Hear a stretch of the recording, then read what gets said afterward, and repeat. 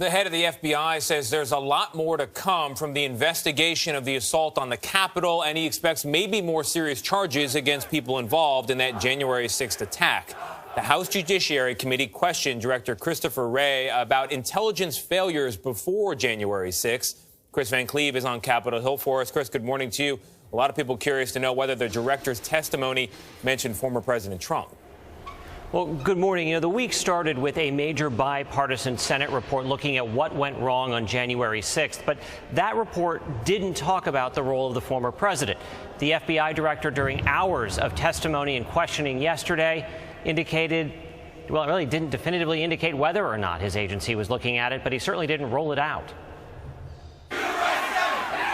More than 5 months after a mob crashed its way into the Capitol, FBI Director Christopher Wray wouldn't say whether his agency is probing if President Trump provoked it.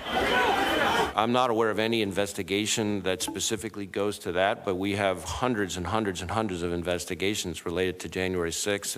Wray acknowledged almost none of the estimated 500 people now arrested for their roles in the riot had been on the FBI's radar. Did the FBI simply miss the evidence, or did it see the evidence and fail to piece it together? You can be darn sure that we are going to be looking hard at how we can do better, how we can do more, how we can do things differently.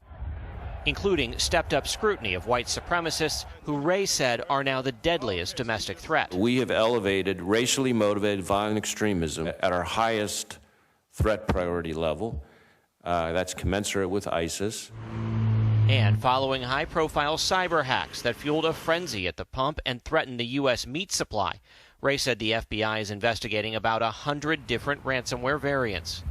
The cyber threat is increasing almost exponentially. Amid new revelations that JBS, the world's largest meat processor, paid $11 million in ransom, Wray cautioned other companies should not. So aren't we just inviting more attacks when you pay off these thugs? That it encourages more of this kind of activity. Instead, he said, call the FBI, revealing the total ransom paid already has tripled over the past year. The scale of this is something that I don't think this country's really ever seen anything quite like it, and it's going to get much worse. Wray says a lot of these ransomware attacks originate in Russia, but did not elaborate on how closely linked they are to the Kremlin. That is a topic that is likely to come up when President Biden meets with President Putin next week. Anthony?